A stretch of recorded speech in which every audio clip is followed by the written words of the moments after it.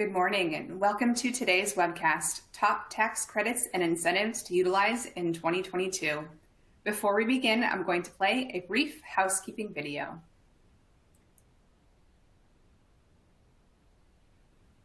Welcome, and thanks for joining us. We're pleased to present another in our ongoing series of continuing professional education webcasts to help companies and individuals conquer challenges as they plan for what's next. Our presentation will start in a few moments. Before we begin, here are a few things to keep in mind. You can customize how you both view our presentation and interact with the presenter. For better viewing, close all other applications and turn up your speaker volume.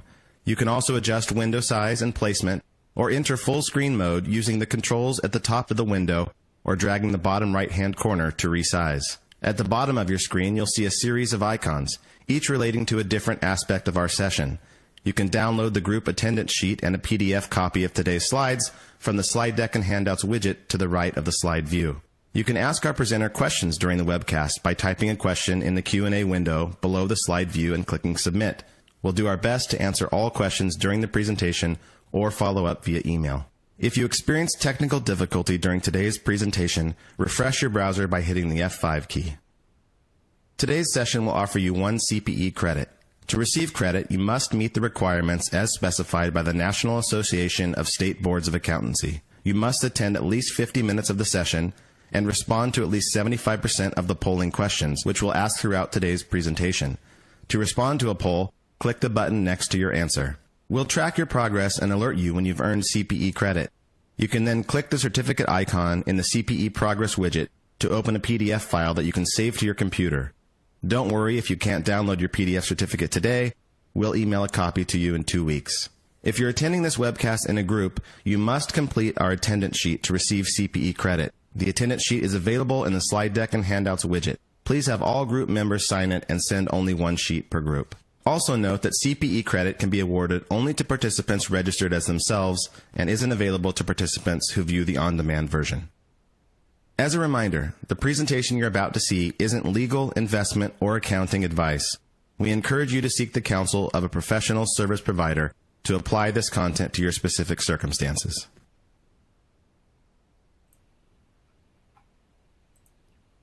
All right, I'm pleased to introduce today's Moss Adams presenters. From our state and local tax services team, we are joined by MaryCaitlin Willcuts, Manager, Ben Alderton, Senior Manager, and Craig Lammlin, Senior Manager. And from our R&D Tax Credit Services team, we have Peter Henderson, Partner. And with that, I will turn it over to Peter to get us started. All right, thanks, Emily. I'm going to quickly run through our learning objectives today. So we're going to start off by discussing the current and future state of employment tax incentives. That includes the ERC, which is a hot topic. And then we're going to learn a little bit about not necessarily the R&D credit itself, but some R&D related rule changes, as well as some of the interplay with R&D tax credits and other incentives. Then Ben's going to go through and talk about new markets tax credits and then differentiate between various federal transferable tax credits. And then Craig is going to go through some state tax credits with a focus kind of on the Midwest and Texas and other states in that area. So with that said, I'm going to pass it over to MaryCaitlin. Oh, sorry, we're starting off with the polling question. So I can take that polling question. Okay. I got this. So our first polling question today, what credit are you most interested in learning about? And your options are A, the Employee Retention Credit, B, R&D Update, C, New Markets Tax Credits, D, Federal Transferable Tax Credit, E, Statutory State Tax Credits, or F, I'm just here for the CPE. And I'll give everyone a few moments to respond. To participate in our polls, please click the answer that you choose and hit submit. And we'll give everyone another moment here. All right, let's go ahead and see what everyone has to say. Peter, back to you. All right. So as expected, employee retention tax credit, that's a huge topic, huge opportunity. And so with that said, we'll pass it over to MaryCaitlin, and that's one of the incentives she'll be covering. Great. Thanks, Peter. So as we get into the ERC, we're going to go through another polling question real quick. All right, our second polling question. Have you considered the ERC and if your company qualifies or has taken the credit? And your options are A, yes, and we took the credits, B, yes, but we don't qualify, or C, no, and I'd like some assistance discussing the opportunity. So we'll give everyone a moment to think about that. And as a reminder, if you would like to receive CPE credit for today's presentation, you will need to respond to at least 3 of the 4 polling questions. And we're on our second question here.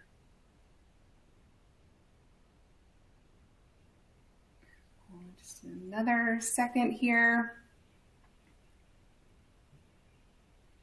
All right, let's go ahead and take a look at the results. Back to you.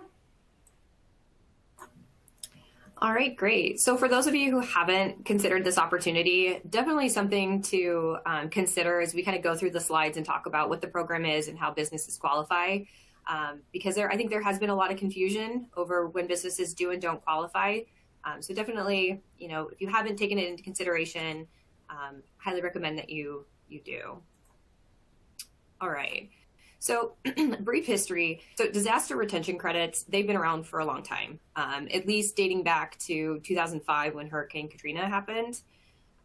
However, the ERC is kind of a unique version of retention credits in that, different from the other credits, this is available for both for-profit and nonprofit businesses. It's claimed through payroll tax returns, and it's fully refundable.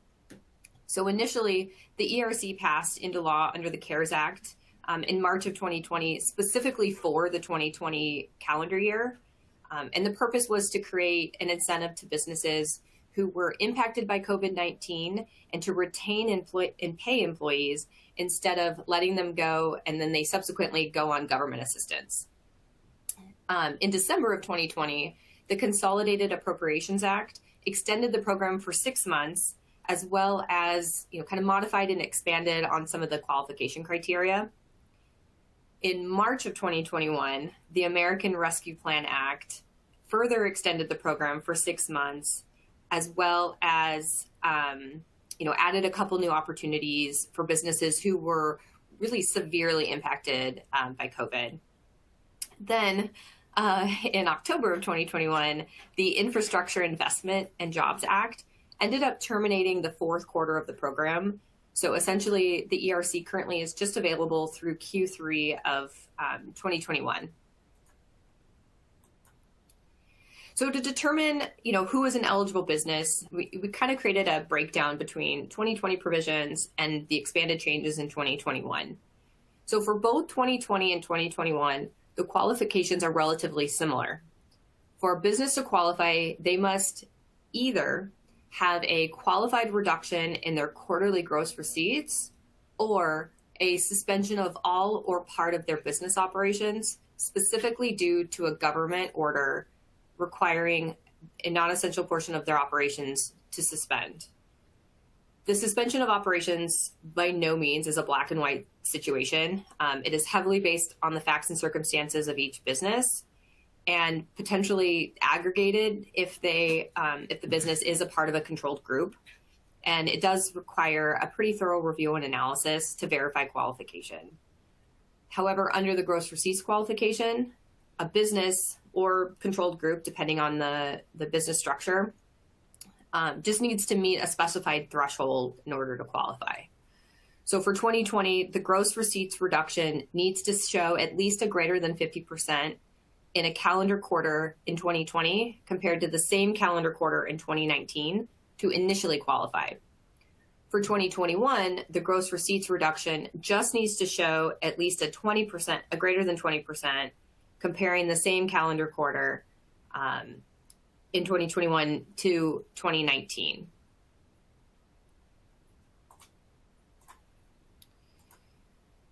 So once a business has determined that they qualify, then they need to figure out if they have qualified employees and qualified wages. And the way to do that is by assessing if they are considered a large or small business based on their 2019 true full-time employees. So this is different from a traditional FTE count. The employee threshold for 2021 is 100, and the threshold for 2020 is 100. For 2021, it's 500. Also something to note with the aggregation requirement, if there is a controlled group, you may need to aggregate the headcount in order to determine, based on 2019, if you're over or under 100 or 500. So business that is under the threshold in either 2020 or for 2020 or 2021, you can use all wages paid and qualified health plan expenses for all of the employees during the time that the business is qualified.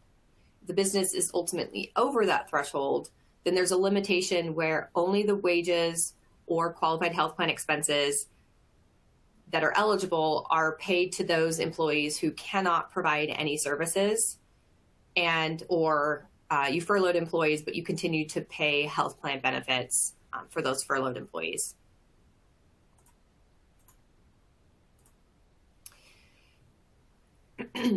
So once a business has determined if they have qualified wages, so the credit for 2020 is 50% on up to $10,000 in wages per employee for all quarters that the business is qualified during 2020, resulting in a maximum $5,000 credit per employee. For 2021, the credit increases to 70% on up to $10,000 in wages per employee per quarter, resulting in a maximum $7,000 credit per employee per quarter. So something to know, a little bit of a difference between 2020 and 2021. So for Q3 of 2021, based on the American Rescue Plan Act extension, there are 2 additional opportunities for severely impacted businesses. So the first is the recovery startup business, which is basically, it's limited to a $50,000 refund and is for businesses who began operating by February 15th of 2020 and have annual gross receipts of less than or equal to 1 million. Have annual gross receipts of more than 1 million. The second is the severely financially distressed employers. So this is any size business with a more than 90% reduction in gross receipts comparing to the same quarter in 2019. These businesses can generate a credit on all wages paid to all employees without regard to that full-time employee threshold. So, 2 opportunities here that can be pretty substantial depending on, if a business falls under the criteria. So to claim the credit, essentially a business needs to amend the quarterly payroll tax returns to request a refund of the credit generated in those quarters. The statute of limitation to amend is 3 years. So there is still some time to go back and capture any 2020 and 2021 credits if you haven't taken advantage of it. And then something to consider, depending on the business's tax situation, there is a wage deduction disallowance under IRC 280C on the federal income tax return for the year in which the qualified wages were paid. So essentially what that means is you have to basically add back to your wage expense the amount of credit that you're claiming for the ERC on the federal return. Additionally, there are some states that follow the same rule when calculating the state taxable income for corporations. And we provided a few state examples. Not all states follow 280C, but there are a few throughout the country, a couple examples here in New Mexico and Texas. Okay, so now we're going to pivot and we're going to talk about another federal employment tax credit. So this is the Work Opportunity Tax Credit that we also refer to as WOTC. This is basically a non-refundable incentive for businesses to hire individuals that are receiving government assistance or who live within a designated zone.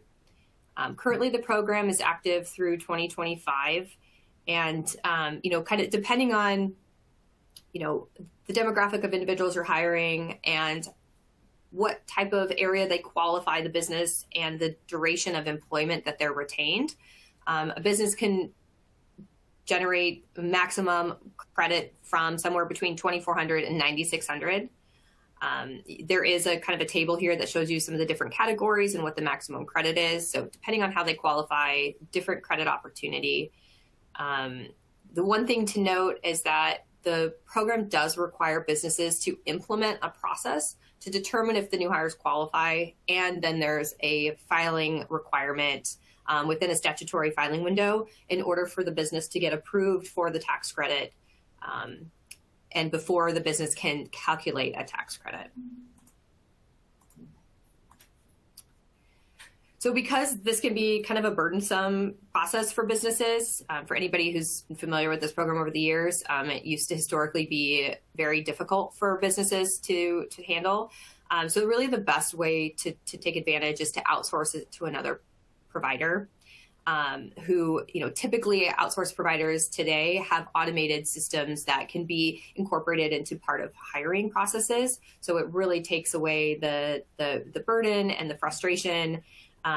So something to consider. We've kind of outlined a rough kind of comparison of when a business does outsource this, kind of what an employer is required to do versus what your provider takes on behalf of your business.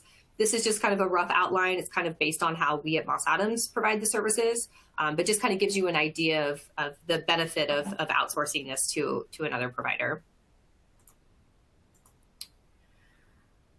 Next, we're going to talk about the paid sick and family leave credits. So this is different than the Families First Coronavirus Response Act paid sick and family leave credits, the FFCRA. That was a unique program that came out as a result of COVID. This program, so this is a federal program that offsets your federal income tax program or income taxes. And essentially, the program incentivizes businesses who employ individuals in states that do not have state paid leave mandates. So the incentive is for businesses to voluntarily provide a paid leave program to their employees. And then depending on the type of policy they have and the percent of the wages paid, there is a credit that you can take based on the wages paid to that individual while they're out on leave. So you can see we have a little table that shows depending on the percent of leave you pay to your employees, there's a credit percent tied to that. So it can be pretty beneficial depending on the number of employees you have in states that do not have those state paid leave mandates. And then lastly, the other disaster retention credit that I mentioned before. So, this is different from the ERC in that it offsets federal income tax. It's non-refundable. It's available to for-profit businesses. And the benefit is based around a business who had a physical location damaged or become inaccessible due to a natural disaster. So wildfires, hurricanes, earthquakes, floods, various natural disasters that can occur, that a business can generate a tax credit for retaining and paying employees who couldn't work at their primary location of employment due to whatever, road closures, facilities completely destroyed, various reasons. And then, you can generate a tax credit of up to $2,400 per employee during the time that the location remains inoperable. All right, now we're going to pass it on to Peter, talk about R&D. All right, thanks, Mary-Caitlin. And I was just monitoring the chat or the questions that have been coming in, and we've been getting some questions on partial suspension of business as it relates to ERC qualification, and that's a fairly complex topic, but what I can say is that we've seen a lot of non-CPA firms that have been promoting positions on this that we don't necessarily feel are supported by the code and the notices. We've heard things from that, having to implement a mask mandate, in your office would qualify you to, just general supply chain issues would qualify you. But we don't feel that those are supportable, and I'll just, the main criteria here is that it has to be a full or partial suspension of business from an appropriate government authority that is limiting commerce, travel, or group meetings due to the COVID-19 pandemic. So something, if I would say just be skeptical if you hear of a position that kind of sounds too good to be true there, or if it's something that you would think, if true, virtually every company would effectively qualify. So with that said, kind of moving over to, I'm going to be covering the interplay between incentives, and this is mainly going to focus on the interplay between ERC and other incentives, but most of the concept applies, between other incentives outside of the ERC. And so the way this table here is organized, I've got it set up by incentives that will impact the ERC. And then on the right, you've got incentives that are impacted by the ERC or, will impact the ERC. And much of this is just dependent on timing of, when, which incentive was effectively, captured first. But going over to the left hand of this, so from what we've seen is that PPP loans are almost always going to affect the ERC versus the other way around. And that's just because most of these ERCs are not claimed on originally filed payroll tax returns. They're claimed, later on after the fact, and generally PPP has been established. So in terms of PPP, we have to back out forgiven PPP loan proceeds that are attributable to wages. Now, that tends to have some impact on the ERC, but it's rare that it'll put a huge dent in the ERC. The next ones that we've got here are the credit for paid sick and family leave. These are different from what MaryCaitlin was referring to. There's also an income tax credit that goes by the same names. These are the payroll tax credits, and we're finding that these are generally reported on an originally filed payroll tax return. And so they got to be backed out from the ERC if that ERC is claimed subsequent to that original payroll tax filing. The big one here, moving on to the other side of the table, is R&D.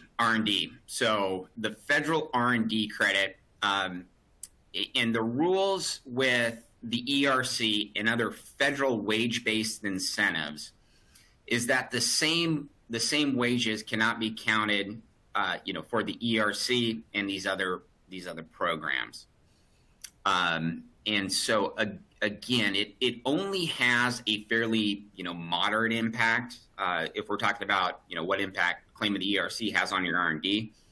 It's generally again not gonna put a huge dent in your R&D credit, and the reason is that the pool of wages that we use for the ERC is going to be higher than what we're using for the R&D credit. And for 2021, the highest adjustment that we would see to an R&D credit based on ERC would be $30,000 per employee of wages, and that would be if the company was eligible for ERC for all 3 quarters. Similar rules apply to the work opportunity tax credit, the orphan drug credit, the various Section 45 incentives, and then the ERC code. Section 3134H mentions other non-tax-based programs where you can't double count wages. Now, you also got to consider there's other programs out there, other non-tax programs out there, where the rules of those incentives will say that you can't double count. So it's not necessarily enough just to look at the ERC rules.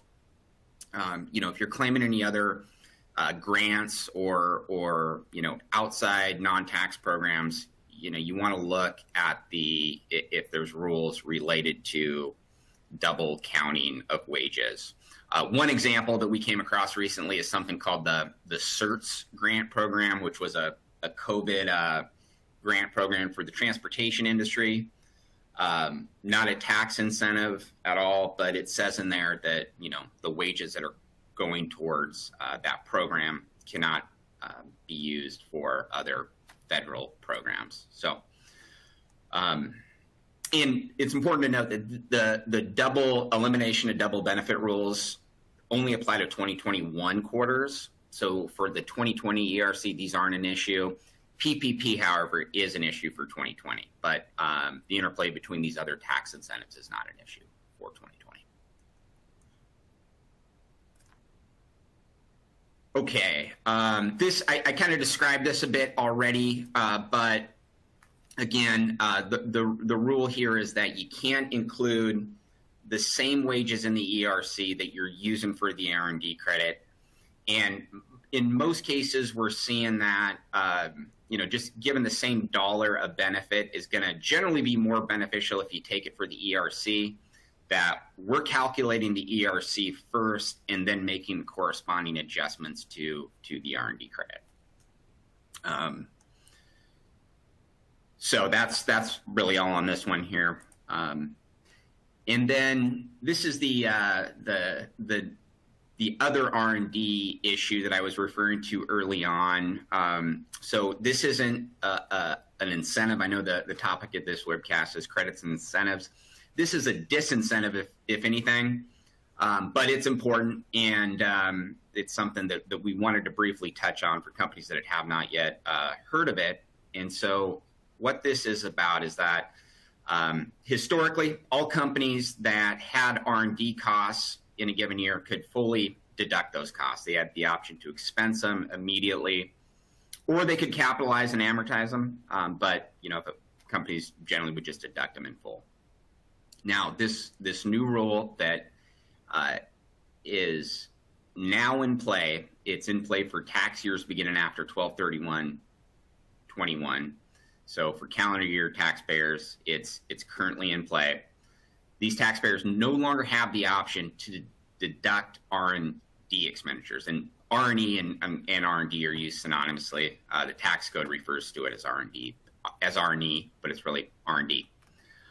So the new rule now is that these companies need to capitalize and amortize their R&D costs over a 5-year period for U.S.-based R&D costs, and then 15 years for foreign-based R&D costs. And it's important to note here that in that first year, you only get a 10% deduction. So, 2022, if a company incurs, $1 million of R&D costs, where they previously would have a $1 million deduction associated with that, now it's just going to be $100,000. So it could have a pretty big impact on a lot of companies. But again, it's just a timing difference. For the most part, it's going to be a 5-year straight line, with the exception of the first year. Timing difference.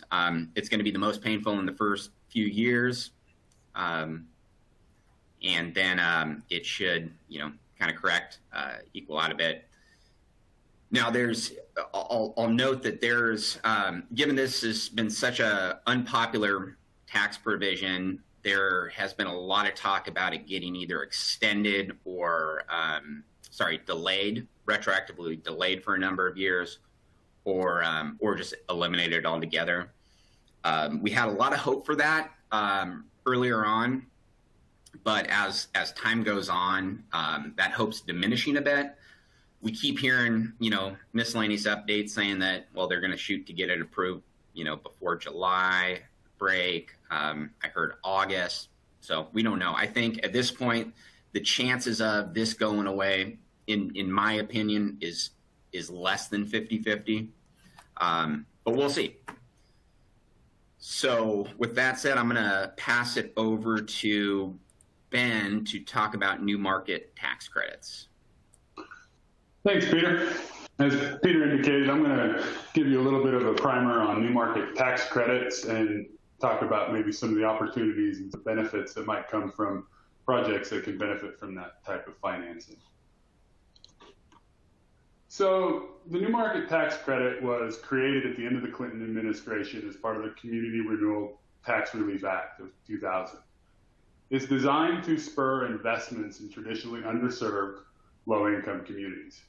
It's unfortunately, for those of us in the New Market Tax Credit industry, not a permanent credit. It was last reauthorized for a 5-year extension in 2020 with $5 billion of allocation each year. Since its inception, over $66 billion of allocation has been awarded in the 20-some years that the credit has been available.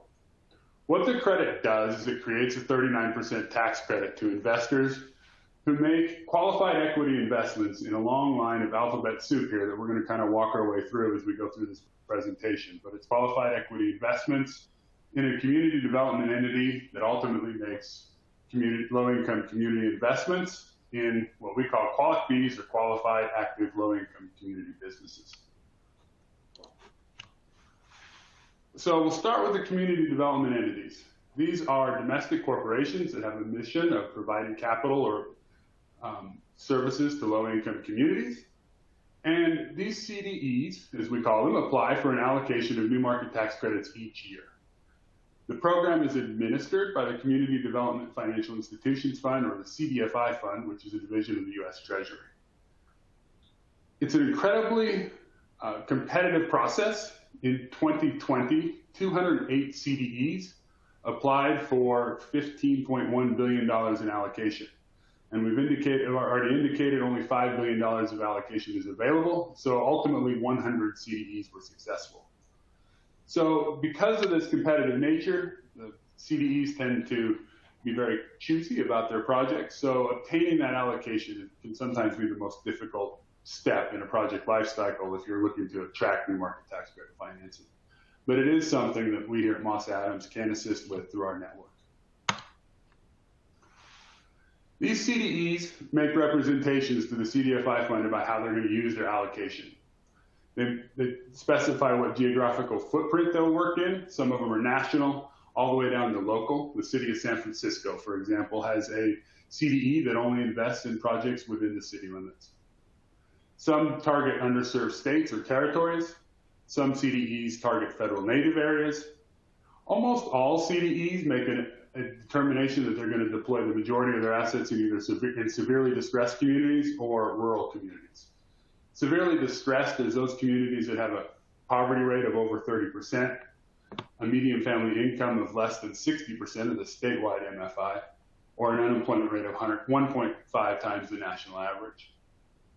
And we'll talk about it in a minute, but once a CDE identifies a project, they sub-allocate a portion of their award to a sub-CDE. Qualified active low-income community businesses, or the QualiFB as we term it in the industry, is ultimately the project.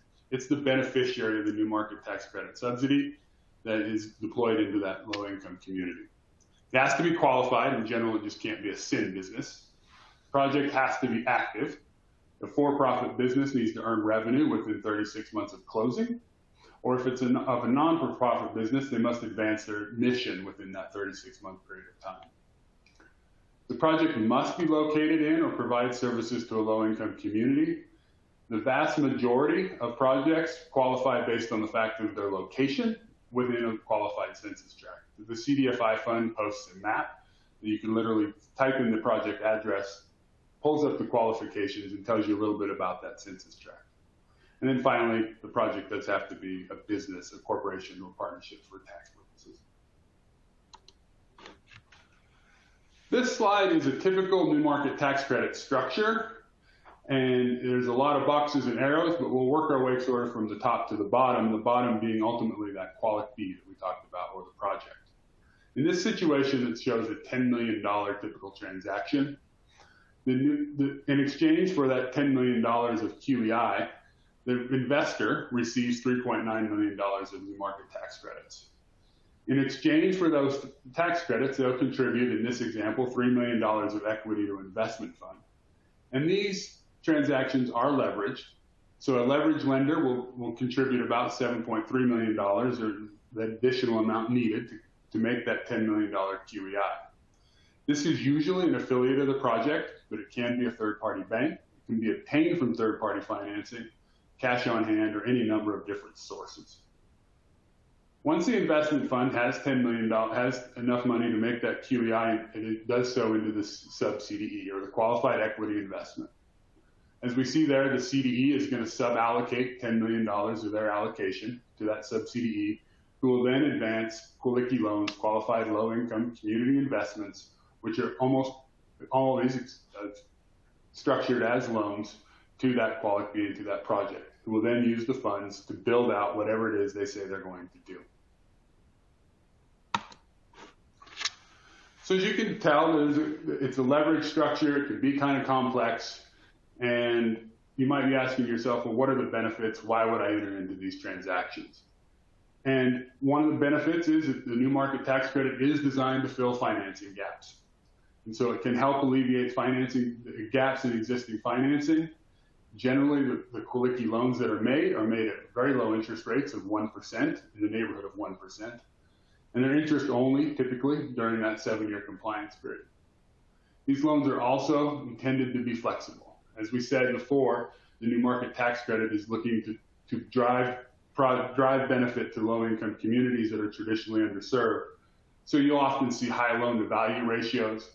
The QLICI loans are generally subordinate to any permanent financing that may already be in place and can even be structured as unsecured. And then we can also talk about, there's a whole variety of uses that we'll talk a little bit more about in another slide. And then one of the most powerful aspects is that at the end of the 7-year compliance period, the new market tax credit benefit is typically forgiven by a put at the investment fund. So that's one of the powerful tools if there's any remaining benefit at the project. As with every federal program, it does come with its compliance requirements. As I indicated, there's a 7-year compliance period, and failure to maintain compliance can result in a recapture of those credits. It can usually be mitigated, and it is done so through the financing documents. But in general, at the CDE level, they need to invest substantially all or greater than 85% of their proceeds into the QLICI. They need to maintain their status with the CDFI fund, and they can't redeem their investments over that 7-year compliance period. At the QLICI level, they really must maintain their status as a qualified active low-income community business. They can't relocate out of a qualified census tract or stop serving the low-income community along those lines. An area that we often monitor on the compliance side is how much cash a project holds. You can't hold more than 5% of the unadjusted basis in cash or cash equivalents. So there's typically an outlet built in if there is a pooling of cash. But if you think about the purpose of the program, we don't want to hold cash, we want to deploy it into low-income communities. And typically there's a prohibition from repaying principal during the compliance period. So what's an eligible business look like, or what's the typical profile of a new market tax credit project? Generally, there's a soft minimum of about $5 million in project costs. There are opportunities for lower amounts there, and if you think your project might fit into that, we can definitely look at ways to explore those options. But generally, there's a soft minimum of $5 million, and it can go much higher than that in terms of overall project costs. As I indicated, it's got to be located in a low-income community, and then as well, there must be some sort of tangible community benefit. Usually, and most often, there's a lot of emphasis from the CDFI fund from job creation. And it's not just jobs for job's sakes, but also quality and accessible jobs. Additionally, a lot of these projects will further catalyze future development. Maybe it's the first phase of a neighborhood revitalization or something along those lines. The financing can be used for a variety of sources, from new or construction rehab. Maybe you're expanding an equipment line within your project, within your company. Or additionally, especially during the COVID-19 pandemic, we've seen a lot of transactions for nonprofits that really needed working capital to continue to operate. And these transactions really can be utilized for working capital to shore up that nonprofit, or maybe allow them to do additional things that they might not have been able to do otherwise. And you'll notice that I have almost anything, any type of business can qualify. There's a few sin businesses like a gambling facility that don't qualify for new markets. But almost any type of business can qualify, and so it can be for-profit or not-for-profit. Maybe it's a tribally owned development or something along those lines. The sky's almost the limit depending on structuring and how things are structured. I'll move very quickly through some of the investor considerations. The tax credits are generated over a 7-year period, and they're allocated as is shown on that table there. One of the reasons that investors like the new market tax credit is that it does help with their ESG initiatives, and it complies with the CRA requirements and public welfare investments for financial institutions. But additionally, the returns are pretty stable. As long as compliance is maintained, the returns are not tied to the performance of the underlying investment, but more the delivery of the credits over that 7-year stream. Craig will talk a little bit more about those in a minute. So how can we assist? If you've got a project that you think might qualify or you'd like to explore more, we can help you determine your eligibility. We can explain that program to you. We've hit the high points, but there's a lot more, as you might imagine. We can advise on the proper way to structure it. We can play that important role with helping you market your project to those CDEs and investors. And then once you get a CDE and investor, we can advise on the term sheet and help through the closing process and even talk about post-closing compliance issues. I'll let Craig handle more of the investor side of things as he goes through his presentation. With that, I think we have another polling question. All right. Our third polling question, thanks, Ben. Have you considered utilizing NMTCs? A, yes, we've utilized, invested in the credits. B, yes, but we don't qualify. C, no, and I'd like some assistance discussing the opportunity. Or D, none of the above. So I'll give everyone a moment to think on that. And for those of you that would like a copy of today's slide deck, you can download them from the slide deck and handouts folder. We'll also be sending the slides via email after the webcast. So just a little bit longer here.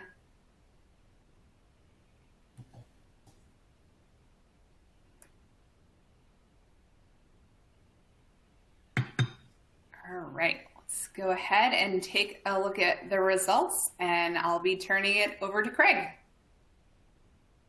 Good morning or good afternoon to everybody, depending upon your time zone.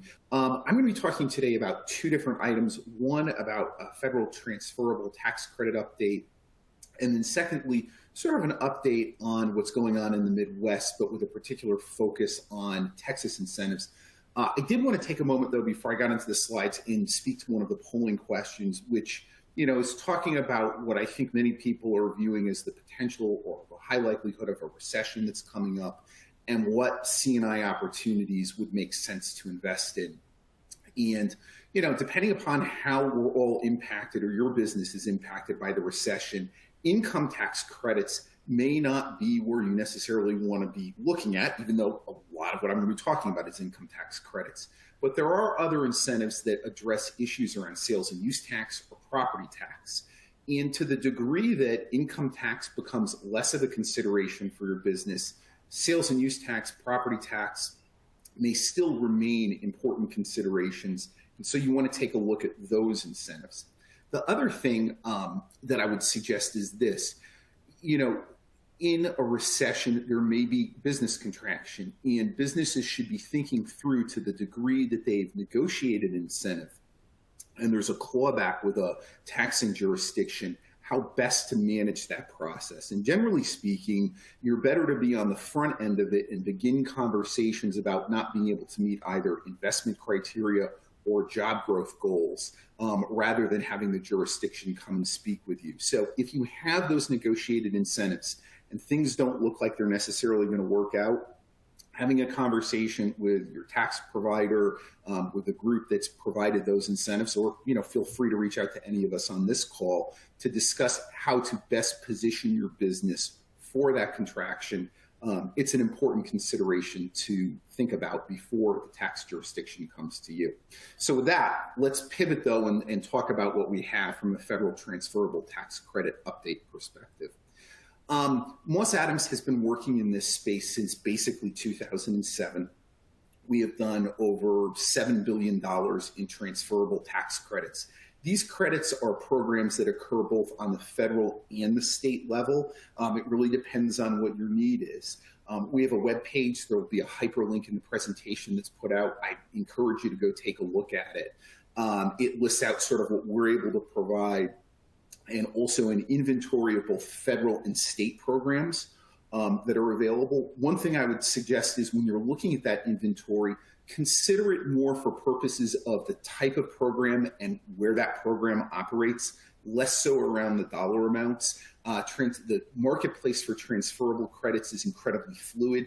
What's available today may not be available tomorrow. What's not available today may be available tomorrow. So it's one of the things that we do, looking for our clients to match sellers of credits that they do not need with purchasers of credits to offset tax liability. Some of the other slides, which we'll move on to, we'll talk about why you might want to consider doing this and what some of the non-financial benefits are. So does it make sense for you to purchase a tax credit? Well, it kind of depends first and foremost on your legal structure. Generally speaking, you want to be a C Corp with an annual federal tax liability of more than $2 million.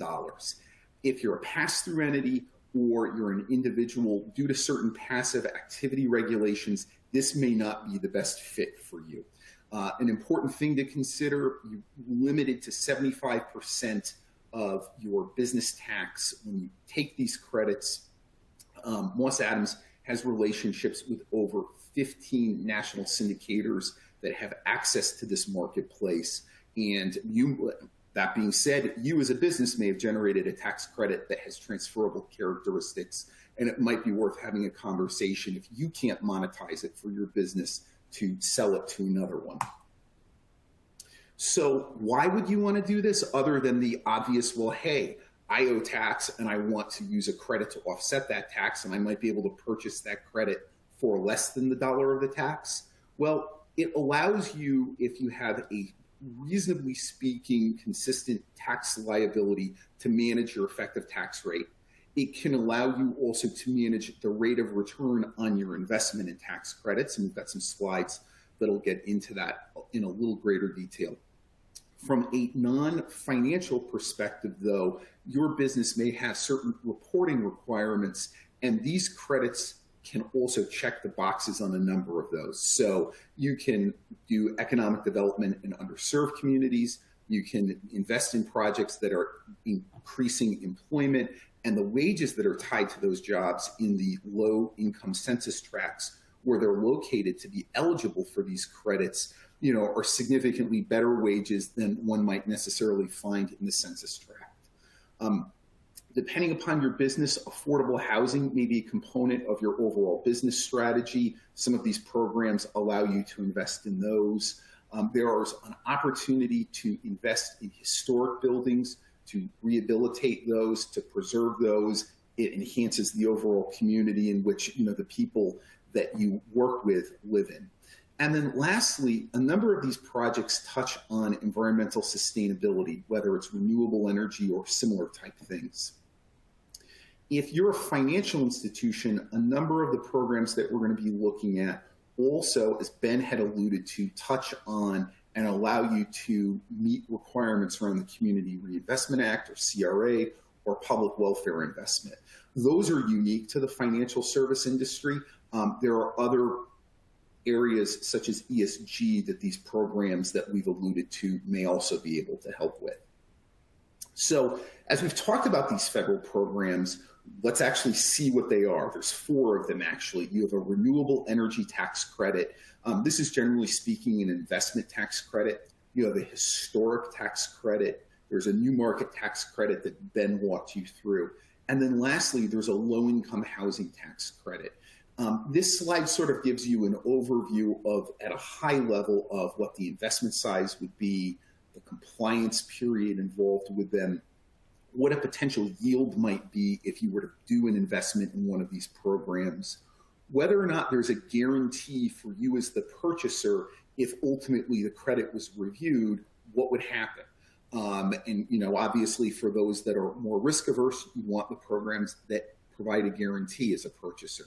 And then we go through a listing of whether or not the credit is CRA, PWI, or supports ESG initiatives. And then lastly, if you're really taking a very strategic approach to some of these investments, the question then becomes, is there an opportunity to pair this investment with an opportunity zone investment on the federal level? And that's where you see the potential ROI on these programs extrapolate out quite a bit. So the next two slides really talk about, if I were in your shoes as a business owner and I was considering this, sort of the steps in the process that I would want to work through if I was making one of these investments. This is one of the things that Moss Adams does. We essentially focus, or because of the focus we have in this area, we can operate as an extension of your tax practice. So the first question is your tax considerations. What is your current tax environment that you're operating in? How much are you paying? The other side of that coin, though, is what are you looking at from a business stakeholder perspective with objectives that you want to check the box on? Are you looking for things from a CRA, PWI, ESG, non-financial perspective? Are you looking just from an investment standpoint where you want to get the best possible return?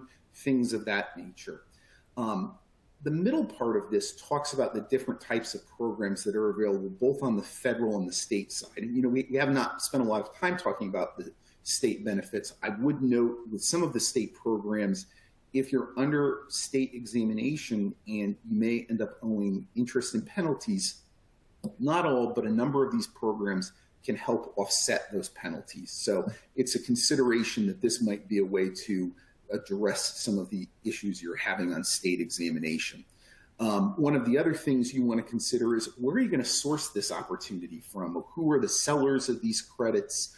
How can you put a program together? And all of these programs, by the way, are completely customized. No particular buyer of a credit is going to get the same program and purchase plan that another buyer gets. Sure, there's a lot of commonality between them, but at the end of the day, your needs as a purchaser will be different than other purchaser needs. And those different areas can be addressed and really cater to what you're looking for.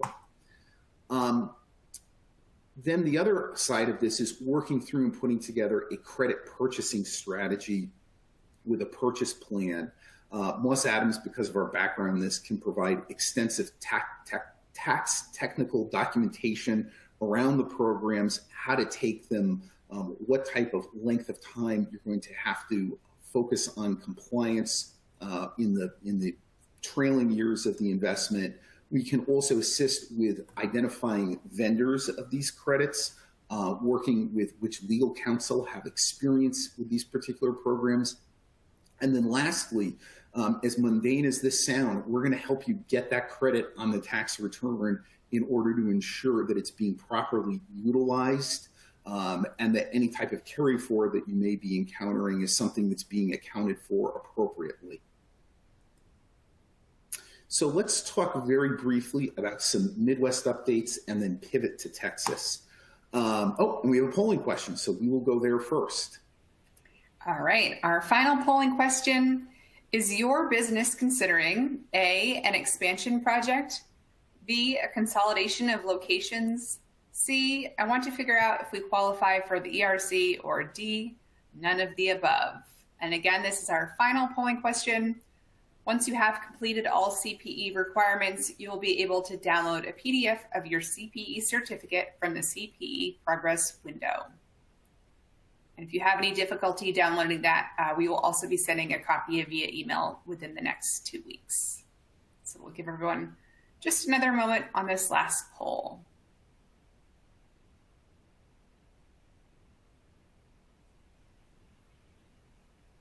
All right, let's go ahead and see what everyone had to say. Back to you. All right, great.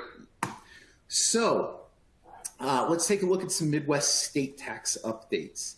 So Kansas has got a great program called the HPIP, the High Performance Incentive Program. One of the things they noted that it was paired with the Kansas Industrial Training Program and the Kansas Industrial Retraining Program.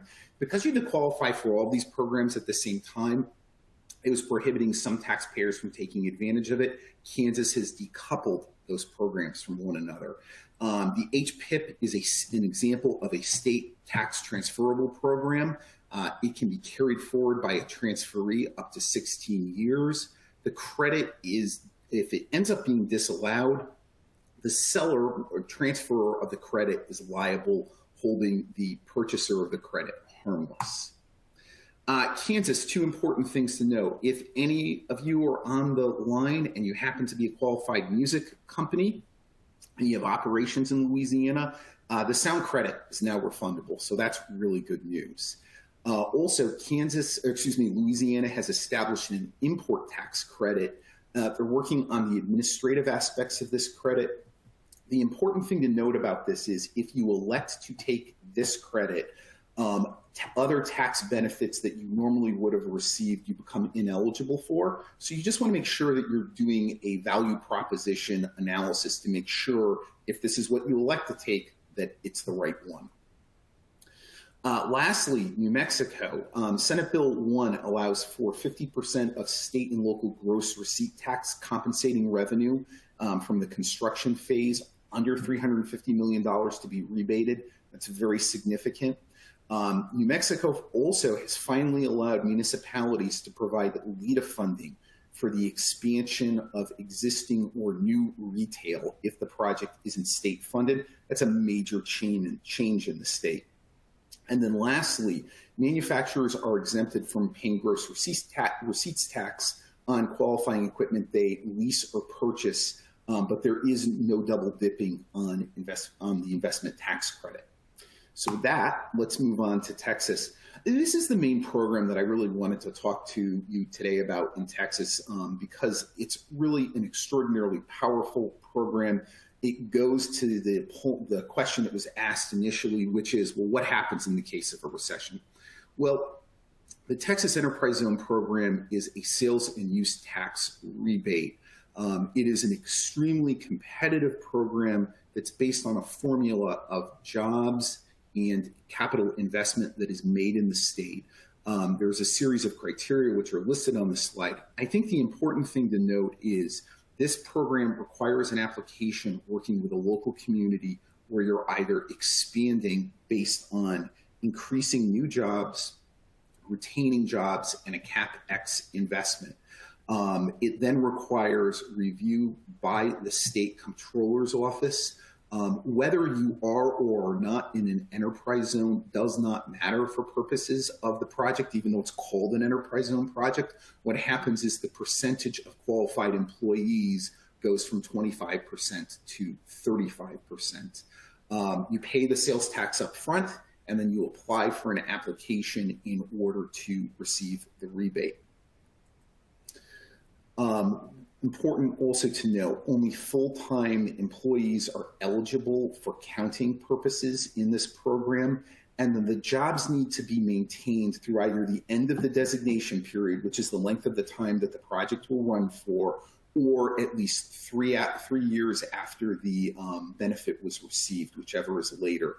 We've put together an article about this program. There's a link that you can click on if you want to take a look at it. But for anybody who's considering either an expansion through new jobs and investment in Texas, before you go ahead and do that, I would take a look to see if this benefit program is something that you may qualify for. If you have ever heard of a business moving to Texas and getting significant cash grants, this is the program that we're talking about, the Texas Enterprise Fund.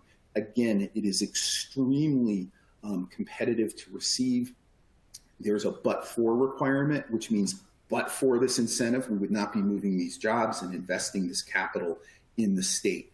The one thing I note, because I am running out of time, is if you want to participate in this project or program, you want to make sure that you have the requisite number of jobs, which is 75 if you're looking to put it in an urban location, or 25 if it's a rural. It does require significant CapEx, and it's something you want to have planned out before you make a public announcement.